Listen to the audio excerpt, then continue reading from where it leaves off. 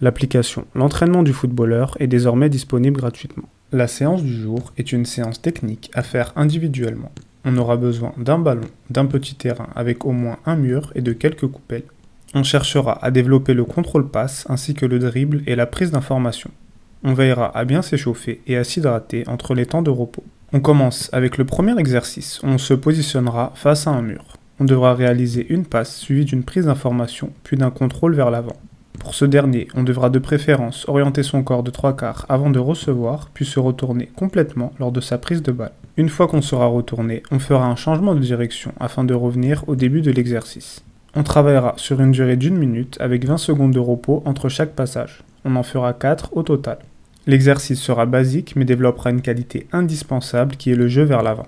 Réussir à se retourner en une touche de balle nous permettra en match de casser des lignes, d'apporter beaucoup plus de danger dans le camp adverse et de même de soulager son équipe. Ce jeu vers l'avant demande forcément d'avoir pris l'information. On travaille donc ce réflexe afin de le rendre le plus instinctif possible. Pour le second exercice, on commencera toujours par une passe en direction du mur. On contrôlera cette fois-ci sur un côté et on fera suivre le contrôle de 3 dribbles. Pour cela, on pourra positionner des coupelles de manière aléatoire. Je les ai ici positionnés sur un périmètre assez restreint, mais on pourra les espacer davantage. On travaillera sur cet exercice le fait de s'orienter sur un côté et non vers l'avant. On travaillera de même notre faculté à enchaîner directement avec un ou plusieurs dribbles. Réussir à orienter son contrôle dans la direction où on souhaite aller nous permettra de gagner en vitesse d'exécution et donc de fluidifier le jeu. Le mouvement sera une clé indispensable au football, que ce soit sans ballon dans nos déplacements, mais aussi balle au pied par nos contrôles par exemple. On travaillera aussi sur 1 minute, on prendra 20 secondes de repos et on fera 4 passages. On passe après ça au troisième exercice où on ajoutera de la motricité à la technique. On devra effectuer une passe contre le mur, enchaîner avec des appuis latéraux entre les coupelles et reprendre immédiatement le ballon avec une passe. On travaillera sur 1 ou 2 touches de balle. On devra faire preuve de justesse technique dans ces transmissions et de même intégrer une certaine vitesse d'exécution pour en tirer le plus de bénéfices possible. L'exercice demandera une certaine coordination motrice. On devra trouver un rythme qu'on maintiendra sur tout le temps de travail. On pourra effectuer l'exercice sur 45 secondes à 1 minute, puis prendre 30 secondes de repos et faire de même 4 passages.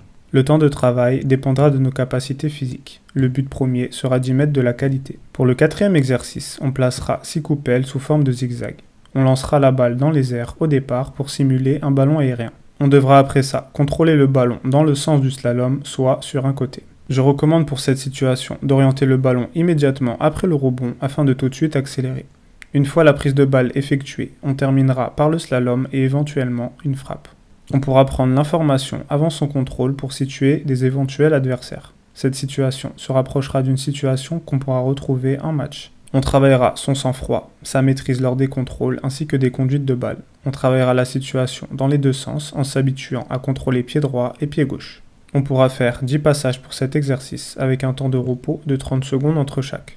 Pour le cinquième exercice, on se positionnera de nouveau proche du mur et on alignera 6 coupelles. On devra ici effectuer une passe contre le mur, orienter son contrôle vers les coupelles puis faire le slalom. Arrivé au bout, on fera de même et ainsi de suite. On pensera ici aussi à prendre l'information avant de recevoir et à ne pas avoir les yeux fixés sur le ballon. On travaillera sur 1 minute, on prendra 30 secondes de repos et on fera 4 passages. Cet exercice aura aussi pour but de perfectionner ses fondamentaux, en l'occurrence le contrôle passe ainsi que la conduite de balle. Il sera intéressant d'utiliser ses 2 pieds durant l'exercice. Le pied faible se développera comme le pied fort par la répétition. On passe ensuite au 6e exercice, on sera de nouveau face au mur. On commencera ici par réaliser des passes en 1 touche de balle. On enchaînera ensuite en 2 touches en ajoutant un contrôle.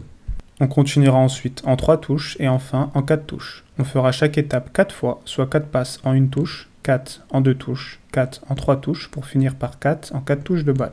On prendra l'information dans son dos après chaque transmission afin d'anticiper la venue d'un adversaire. Cet exercice permettra de développer ces enchaînements techniques tout en restant sur du jeu simple. Ils devront être le plus rapide possible sans dégrader la qualité d'exécution. Le fait de travailler sur 1 à 4 touches de balle nous permettra non seulement de répéter des enchaînements qu'on pourra reproduire en match, mais aussi de perfectionner notre technique. On fera ici 6 passages avec 20 secondes de repos entre chaque. Enfin, pour le 7e et dernier exercice, on se positionnera dans une zone de coupelle en effectuant de la jonglerie.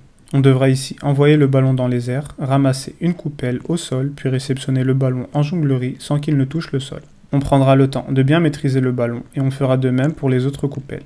On travaillera ici sur un bloc de 5 minutes en essayant de ramasser le plus de coupelles possible.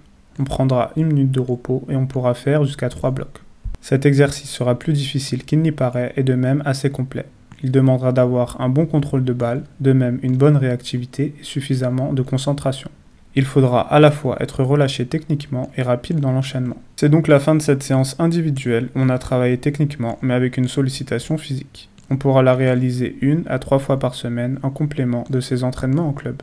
C'est tout pour cette vidéo, je t'invite à t'abonner et à activer les notifications pour ne rien rater des suivantes. Tu peux aussi liker et commenter pour m'aider à développer la chaîne. D'ici là, je te dis à très vite pour d'autres contenus sur l'entraînement.